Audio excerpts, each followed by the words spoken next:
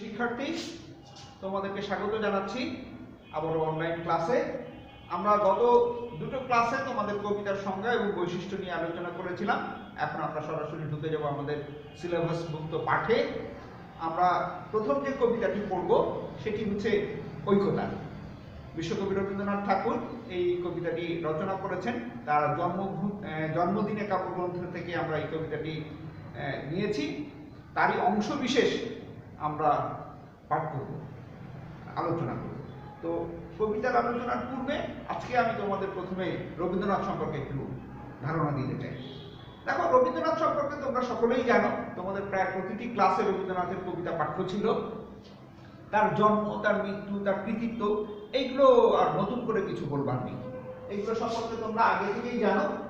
আমরা আজকে তোমাদেরকে রবীন্দ্রনাথ সম্পর্কে যে একটি চমৎকার বিষয় বলতে চাই সেটা হচ্ছে এই যে রবীন্দ্রনাথ বাংলা সাহিত্যকে বিশ্বের দরবারে স্বমহিমায় প্রতিষ্ঠিত করেছেন তার নোবেল প্রাপ্তির মাধ্যমে।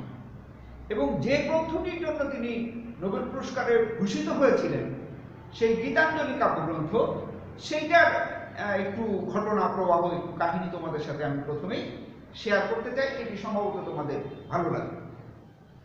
তোমরা জানো যে নোবেল কমিটি নিশ্চয়ই বাংলা ভাষা জানেন না বা বাংলা সাহিত্য পাঠ করবার তাদের বাধ্যবাধকতা নেই। তাহলে সেইখানে যে কাব্যগ্রন্থটি প্রেরণ করা হয়েছিল সেটি অবশ্যই একটি ইংরেজি অনুবাদ। এবং তোমরা জেনে খুশি হবে যে এই অনুবাদটি রবীন্দ্রনাথ স্বয়ং করেছিলেন। গ্রন্থটির নাম দিয়েছিলেন সং অফারিংস। শুধু গীতাঞ্জলি কাব্যগ্রন্থের কবিতা এটার মধ্যে স্থান পায়নি, 103টা কবিতা এটার মধ্যে, আরো কিছু কাব্যগ্রন্থের কিছু কিছু কবিতা এটার মধ্যে সন্নিবেশিত হয়েছিল। যেমন গীতালি, গীতিমাল্য, নৈবেদ্য, এরকম কিছু কাব্যগ্রন্থের কিছু কবিতাও এই গীতাঞ্জলির মধ্যে কবি সন্নিবেশিত করেছিলেন। পেছনের ঘটনাটি বেশ কৌতূহল উদ্দীপক এবং নাটকীয়। রবীন্দ্রনাথ যখন বিলেতে যাচ্ছেন দ্বিতীয় দফা, তখন তিনি জাহাজে চড়ে যেতে হতো তখন, এবং একটা লম্বা সময় লাগতো এই জাহাজ যাত্রায় বিলেত পৌঁছাতে। এই জাহাজ যাত্রাকালীন সময়টিকে তিনি এই কাব্যগ্রন্থের অনুবাদের জন্য বেছে নিয়েছিলেন। নিজেই তার অনুবাদগুলো করেছেন। এবং একটি দুর্ঘটনা ঘটে গেল। যখন তিনি ইংল্যান্ড পৌঁছলেন, বন্দরে তার সমস্ত বাক্স প্যাট্রা নামানো হচ্ছে, সবকিছুই পাওয়া গেল না। সবকিছুই পাওয়া গেল না শুধু তার এই গীতাঞ্জলি অনুবাদের পাণ্ডুলিপি। চিন্তা করো, যদি এটি আমাদের ভারতীয় উপমহাদেশের কোনো বন্দর হতো তার হয়তো এটা পাওয়াই যেত না। সৌভাগ্য, ইংল্যান্ডের বন্দরে মানে খোঁজ খবরের পর সেই পাণ্ডুলিপিটি উদ্ধার করা সম্ভব হল। পরের ঘটনা আরো কৌতূহল উদ্দীপক। তিনি হোটেলে উঠেছেন এবং তার ইংরেজ ভক্ত কবি বন্ধুরা তাকে বারবার অনুরোধ জানাচ্ছেন যে গুরুদেব, একটি কবিতা পাঠের আয়োজন করা হোক কোন একটি অডিটোরিয়ামে। তিনিও উৎসুক তার কবিতা এই পাশ্চাত্যের লোকেদের কাছে কেমন হয়, তারা এই কবিতার সুধা পাঠ উপলব্ধি করতে পারেন কিনা, পান করতে পারেন কিনা, সেটিও যাচাই করবার একটি বাসনা রবীন্দ্রনাথের মনের মধ্যে অনেক আগে থেকেই আছে। তিনি একটি আয়োজন করলেন এবং সেইখানে কবিতাগুলো পাঠ করা হল। সমস্ত অডিয়েন্স পেন ড্রপ সাইলেন্সের মধ্যে ঢুকে গেল। কবিতা পাঠ শেষ, কোন রকম কোনো উচ্ছ্বাস, কোনো করতালি, কোনো কিছুই নাই। শ্রোতা দর্শক যারা এসেছিলেন তারা আস্তে আস্তে উঠে যে যার মতো বাসায় ফিরে গেলেন। ব্যর্থ মনোরথে খুব দুঃখ ভারাক্রান্ত হৃদয় নিয়ে কবি রবীন্দ্রনাথ হোটেলে ফিরে এলেন এবং তিনি ভাবলেন যে আমার কবিতা এই সাধারণ পাঠকের মনে কোনো আবেদন তুলতে পারল না, কোনো সাড়া তুলতে পারল না। এটি নিয়ে যখন তিনি মনোকষ্টে ভুগছেন, তখন আস্তে আস্তে এই ভাব গাম্ভীর্যময় পরিবেশ, বেদনা ভারাক্রান্ত পরিবেশ পরিবর্তিত হতে শুরু করে। আসতে থাকলো একটার পর একটা ট্রাঙ্কল। টেলিফোন, পরের দিন থেকে আসতে শুরু করলো কিছু চিঠি। তখন তার ইমেল, ফেসবুকের যুগ ছিল না, ইমেল এর বদলে তখন সবাই চিঠির মাধ্যমে তাদের প্রতিক্রিয়া ব্যক্ত করল এবং সেখানে ভূয়সী প্রশংসা করলেন সবাই রবীন্দ্রনাথের। এখানেই এই ইউরোপীয় এবং বাঙালিদের মধ্যে একটু পার্থক্য, স্পেশালি ব্রিটিশ এবং বাঙালি চরিত্রের একটা পার্থক্য এখানে লক্ষ্য করা যায়। দেখবে বাঙালিরা খুব সহসাই আবেগাক্রান্ত হয়, সহসাই আবেগে উদ্বেলিত হয় এবং সাথে সাথেই তাদের প্রতিক্রিয়া উচ্ছ্বাস ব্যক্ত করে। কিন্তু ব্রিটিশরা সেটি একটু ধীরে, একটু গঠনমূলকভাবে প্রকাশ করে। তো এই যখন তিনি ব্রিটিশ পাঠকদের কাছে, সমজদার সাহিত্যবাদীদের কাছে তিনি যখন আপ্লুত হলেন, আলোড়িত হলেন তাদের দ্বারা, তখন তিনি মনস্থির করলেন, না, আমার কবিতা এই পশ্চিমের মানুষকেও সাহিত্য রস দিতে পেরেছে। ওই সময়ের একজন বিখ্যাত কবি, যিনি ইংল্যান্ডের তখন রাজকবি W.B. ইয়েটস, তিনি এই গ্রন্থের ভূমিকা নিতে রাজি হলেন, এই সং অফ রিংস গ্রন্থের। এবং আরেকজন অন্যতম খ্যাতনামা ব্যক্তি, সাহিত্যিক, সমজদার রোদেনস্টাইন, যিনি নোবেল সাহিত্য, আরেকজন বিখ্যাত সাহিত্যিক এবং সমজদার রোদেনস্টাইন, যিনি সম্পৃক্ত ছিলেন নোবেল সাহিত্য কমিটির সাথে। তো যে কারণে তিনি খুব উৎসাহী ছিলেন রবীন্দ্রনাথ তার এই গ্রন্থটি নোবেল পুরস্কারের জন্য পাঠান। ইংল্যান্ড থেকেই প্রকাশিত হলো গ্রন্থটি এবং নোবেল কমিটিতে বিবেচনার জন্য পাঠানো হলো এবং পরের ইতিহাস তোমরা সবাই জানো। রবীন্দ্রনাথ নোবেল পুরস্কার পেলেন, বিশ্ব সাহিত্য দরবারে বাংলা ভাষা প্রতিষ্ঠা লাভ করল। এই নোবেল পুরস্কারের যে অর্থ, সেই অর্থটি দিয়ে তিনি একটি অন্যরকম চমৎকার কাজ করেছিলেন। সেটি হচ্ছে, তোমরা জানো যে আমাদের এই পূর্ববঙ্গে রবীন্দ্রনাথ ঠাকুরের জমিদারি ছিল। এই কুষ্টিয়া শিলাইদহে কুঠিবাড়িতে তিনি একটা দীর্ঘ সময় পার করেছেন। শাহজাদপুর, পাবনা এই অঞ্চলে তাদের জমিদারি ছিল এবং এই জমিদারি পরিদর্শনের জন্য তিনি আমাদের পূর্ববঙ্গে আসতেন, থাকতেন এবং খুব কাছ থেকে এই পূর্ববঙ্গের কৃষিজীবী যে সমাজ, তাকে তিনি খুব হৃদয় দিয়ে উপলব্ধি করেছিলেন। যে কারণে তিনি এই কৃষকদের ভাগ্য উন্নয়নের জন্য তার নোবেল প্রাইজের টাকাটি একটি কৃষি ব্যাংক করবার পেছনে ব্যয় করেন, যেখান থেকে বিনা সুদে কৃষকদেরকে ঋণ দেওয়া। শুধু এইটা করেই তিনি ক্ষান্ত হননি, তিনি তার পুত্র রথীন্দ্রনাথকে বিলেত থেকে কৃষি ডিপ্লোমা করিয়ে আনলেন, যাতে বাংলার কৃষি ব্যবস্থাতে একটু বিজ্ঞানের ছোঁয়া, আধুনিকায়নের ছোঁয়া দিতে পারেন, বাংলার কৃষকের ভাগ্যের উন্নয়ন হয়। শুধু তাই নয়, তিনি বাংলার যে পেশাজীবী শ্রেণীর তাঁতি, তাদের কথাও তিনি ভেবেছিলেন। ভেবে কলকাতার অদূরে বোলপুরে তিনি একটি তাঁতপল্লী গড়ে তোলেন। তোমরা জানো, পরবর্তী সময় সেখানে তিনি শান্তিনিকেতন গড়ে তোলেন এবং এখন রবীন্দ্র বিশ্বভারতী পৃথিবীর ইতিহাসের একটি উল্লেখযোগ্য বিশ্ববিদ্যালয়। এই বিশ্ববিদ্যালয় বা এই শান্তিনিকেতন গড়ে তোলবার পেছনেও তিনি তার জীবনের সমস্ত সঞ্চয়কে ব্যয় করেছিলেন। এমনকি তার স্ত্রীর গহনাপত্র বিক্রি করেও তিনি এই শিক্ষা প্রতিষ্ঠানটিকে দাঁড় করিয়েছিলেন। তার চিন্তার মধ্যে শিক্ষা নিয়ে একটা ব্যাপক ভাবনার জগৎ ছিল। তিনি বিশ্বাস করতেন যে এই ব্রিটিশ কলোনিয়াল যে শিক্ষা পদ্ধতি, কেরানি তৈরি করবার যে শিক্ষা পদ্ধতি, এর মধ্যে দিয়ে আধুনিক জ্ঞান বিজ্ঞানের অগ্রগতির সাথে এই ভারতীয়রা হয়তো পরিচিত হতে পারবে না। যে কারণে তিনি তার নিজস্ব শিক্ষা দর্শন অনুযায়ী একটি শিক্ষা প্রতিষ্ঠান গড়ে তোলেন।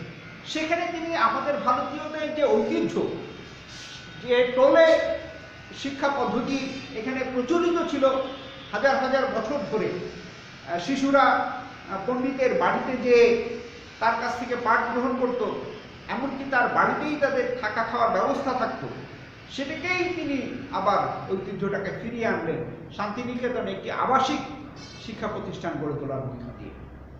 এবং যে আনন্দময় শিক্ষার কথা তিনি বারবার বলেছেন এবং নিজের শৈশবের কৈশোরের শিক্ষা প্রতিষ্ঠান বিতৃষ্ণার যে কারণগুলো ছিল সেগুলো দূর করে তিনি শিশুদেরকে প্রকৃতির মাঝে রেখে আনন্দময় পরিবেশে তাদেরকে শিক্ষাদান করবার, পাঠদান করবার, জ্ঞান অর্জন করবার ব্যবস্থাটি নিশ্চিত করেন এই শান্তিনিকেতনের মধ্যে দিয়ে।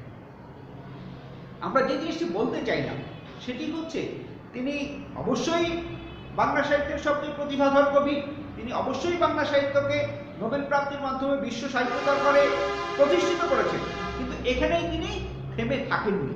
তিনি একজন প্রজাদরদী জমিদার হিসেবে নিজেকে প্রতিষ্ঠিত করেছেন, তিনি একজন মানব দরদী হিসেবে নিজেকে প্রতিষ্ঠিত করেছেন এবং যে জাতীয়তাবোধ, জাতির শিক্ষায় দীক্ষায় অগ্রগতিতে যে ভূমিকা রাখবার প্রয়োজন হয়তো কোনো কোনো কবির নাও থাকতে পারে, কিন্তু রবীন্দ্রনাথ সেই প্রয়োজনীয়তা উপলব্ধি করেছিলেন এবং জীবনের সর্বস্ব দিয়ে তিনি এই জাতিকে গড়ে তুলবার একটি চেষ্টা করেছিলেন। এটার মধ্যে দিয়ে আমরা যেটি পাই যে রবীন্দ্রনাথ অনেক বেশি সাধারণ মানুষের প্রতি এক ধরনের ভালোবাসা বোধ করতেন। সাধারণ মানুষ যেমন তাকে ভালোবেসেছে, তিনি তার কর্মকাণ্ডের মধ্যে দিয়ে সেই ভালোবাসা সাধারণ মানুষের মধ্যে আবার বিলিয়ে দেবার চেষ্টা করেছেন। রবীন্দ্রনাথকে আমাদেরকে এভাবে জানতে হবে। শুধু রবীন্দ্রনাথের গুটিকতক কাব্যগ্রন্থের নাম মুখস্থ করলাম, উপন্যাস ছোট গল্পের নাম মুখস্থ করলাম, বা তার জন্মমৃত্যু সাল মুখস্থ করলাম, এই রবীন্দ্রনাথ দিয়ে আমাদের আসলে সামনে আগানো যাবে না। রবীন্দ্রনাথের জীবন আমাদেরকে পাঠ করতে হবে, সেই জীবন থেকে আমাদেরকে শিক্ষা নিতে হবে। তোমরা ছোটবেলায় রবীন্দ্রনাথের জীবনের অংশ হিসেবে আমার ছেলেবেলা পড়েছো রবীন্দ্রনাথেরই লেখা, সেটা যেমন কৌতূহল উদ্দীপক ছিল, তার সামগ্রিক যে জীবন এবং কর্ম সেটিও কম ঘটনাবহুল নয়। সেটা সম্পর্কে তোমরা প্রভাত কুমার মুখোপাধ্যায়ের রবীন্দ্র জীবনী এটা পাঠ করতে পারো, বা আরও বিভিন্ন জায়গা থেকে রবীন্দ্রনাথ সম্পর্কে, রবীন্দ্রনাথের জীবন, তার সাহিত্য চর্চা সম্পর্কে তোমরা তথ্য সংগ্রহ করবে এবং রবীন্দ্রনাথকে জানবে। জানলেই শুধুমাত্র রবীন্দ্রনাথের যে কবিতা আমরা পড়ব সেটি আমাদের হৃদয়ঙ্গম করা, আমাদের উপলব্ধিতে আনা সহজ হবে। আরেকটা জিনিস বলে আজকের আলোচনা আমরা এখানে শেষ করব, সেটা হচ্ছে বলা হয়ে থাকে রবীন্দ্রনাথের 80 বছরের জীবনের মধ্যে প্রায় 70 বছর তার সাহিত্য জীবন, এবং এই 70 বছরের সাহিত্য জীবনে যে বিপুল সাহিত্যরাজি তিনি রচনা করেছেন, তা রচনা করবার জন্য অন্য যে কোনো সাহিত্যিকের 400 বছর লাগবার কথা। তাহলে প্রশ্ন হচ্ছে যে রবীন্দ্রনাথ কিভাবে এই 70 বছরের মধ্যে দিয়ে 400 বছরের জীবনের কর্মকাণ্ড সমাধান করে ফেললেন, এই বিপুল সময় তিনি কিভাবে সৃষ্টি করলেন।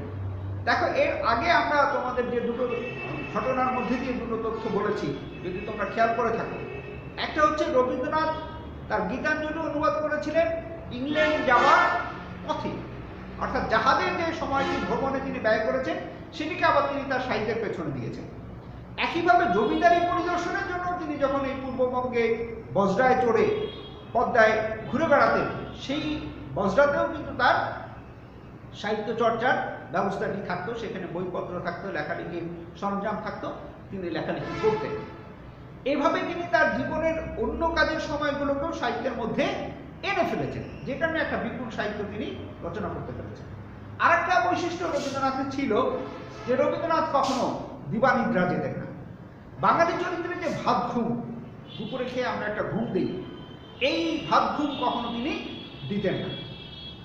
আরেকটি চমৎকার বৈশিষ্ট্য রবীন্দ্রনাথ তার জীবন চর্যার মধ্যে দিয়ে সুপ্রতিষ্ঠিত করেছেন। তোমরা জানো রবীন্দ্রনাথের রবি শব্দের অর্থ হচ্ছে সূর্য। তিনি তার জীবন দশায় কখনো এই কাজটি হতে দেননি। যে নজরুল যেমন বলেছিলেন, সূর্যি মামা জাগার আগে উঠবো আমি জেগে, রবীন্দ্রনাথ সবসময় সূর্য উঠবার আগে উঠতেন। অর্থাৎ তিনি কখনো সূর্যের কাছে পরাজিত হতে চাননি। তিনি ঘুমিয়ে আছেন, সূর্য উঠে পড়েছে, এটি তিনি সহ্য করতে রাজি ছিলেন না। যে কারণে দেখবে যে তোমাদের অনেকের এই অভ্যাসটি হয়তো নাই, কিন্তু একটু ভোরবেলায় যদি তোমরা ওঠো তাহলে দেখবে দিনের কর্মক্ষেত্রে একটা বিপুল সময় পাওয়া যায়। রবীন্দ্রনাথ এই সময়টিকে এভাবে বাড়িয়ে নিয়েছিলেন এবং তার সাহিত্য চর্চার পেছনে ব্যয় করেছিলেন। রবীন্দ্রনাথ শুধু সাহিত্য চর্চার পেছনে তার সময়কে ব্যয় করেছেন তা কিন্তু নয়, নানা জাতীয়তাবাদী আন্দোলনের সাথেও কখনো কখনো তিনি নিজেকে সম্পৃক্ত করেছেন। তোমরা জানো যে তিনি ব্রিটিশদের একটি হত্যাকাণ্ড, জালিয়ানওয়ালাবাগ হত্যাকাণ্ড, এই হত্যাকাণ্ডের প্রতিবাদ জানাতে যে তার নাইট উপাধি, ব্রিটিশ প্রদত্ত নাইট উপাধি তিনি ত্যাগ করেছিলেন। এছাড়া বঙ্গভঙ্গ যখন হলো 1905 সালে, সেই বঙ্গভঙ্গ রোধ করবার জন্য তিনি আন্দোলন করেছেন, রাজপথে নেমেছেন, রাখি বন্ধনের অনুষ্ঠান করেছেন এবং তার প্রচেষ্টার ফলে এবং অন্যান্য প্রচেষ্টার সম্পৃক্ততায় একসময় বঙ্গভঙ্গ রদও কিন্তু হয় এবং এই বঙ্গভঙ্গের মধ্যে দিয়ে আমরা পেয়ে যাই আমাদের জাতীয় সঙ্গীত। সেই সময় স্বদেশ পর্যায়ের যে গানগুলো তিনি রচনা করেছেন তার মধ্যেই ছিল আমার সোনার বাংলা, আমি তোমায় ভালোবাসি। রবীন্দ্রনাথ শুধু আমাদের জাতীয় সঙ্গীত রচনা করেননি, তোমরা জানো ভারতের সঙ্গীতও রবীন্দ্রনাথের রচনা। তোমরা জেনে খুশি হবে শ্রীলঙ্কার জাতীয় সঙ্গীতও রবীন্দ্রনাথের রচনা করা, পরে সেটা সিংহলী ভাষায় অনুদিত হয়। তো রবীন্দ্রনাথ এরকম বড় মাপের কবি ছিলেন, বড় মাপের সাহিত্যিক ছিলেন, বড় মনের মানুষ ছিলেন এবং সমাজহিতৈষী ছিলেন। এই রবীন্দ্রনাথকে আমাদের পাঠ্য তালিকার ওই ছোট্ট একটু রবীন্দ্র পরিচিতি বা কবি পরিচিতি পড়ে জানার দায়িত্ব শেষ করলে হবে না, আরও ব্যাপকভাবে রবীন্দ্রনাথকে জানতে হবে, রবীন্দ্র সাহিত্য পাঠ করতে হবে, তাহলেই রবীন্দ্র দর্শন উপলব্ধি হবে এবং সেই দর্শনকে আমাদের জীবনে, আমাদের পরিবারে, আমাদের সমাজে, আমাদের রাষ্ট্রীয় জীবনে, এমনকি বৈশ্বিক চিন্তাভাবনা আমরা প্রয়োগ করতে পারব। যেন তোমরা জানো যে দ্বিতীয় বিশ্বযুদ্ধ প্রতিরোধ করবার জন্য তিনি আইজাক নিউটনের সাথে, আইনস্টাইনের সাথে এবং রমানালার সাথে মিলে একটি সংগঠন গড়ে তুলেছিলেন দ্বিতীয় বিশ্বযুদ্ধ প্রতিরোধ করবার জন্য রাজনৈতিক লবিকে তাদের সাহিত্য লবি সম্পৃক্ত করবার জন্য। এভাবে সারা বিশ্ব নিয়ে রবীন্দ্রনাথ ভেবেছিলেন বলেই তিনি বিশ্বকবি। আর সেই বিশ্বকবিকে যদি আমরা ভালোভাবে না জানি তাহলে আমরা আমাদের মাতৃভাষার জন্য যে রাজপথে বুকের রক্ত দিলাম সেটি ব্যর্থ হয়ে যাবে। তো আমরা অবশ্যই রবীন্দ্রনাথকে ভালোভাবে জানবো, রবীন্দ্র সাহিত্যকে ভালোভাবে পাঠ করব। আগামী ক্লাসে আমরা রবীন্দ্রনাথের কবিতা পড়ব। ধন্যবাদ।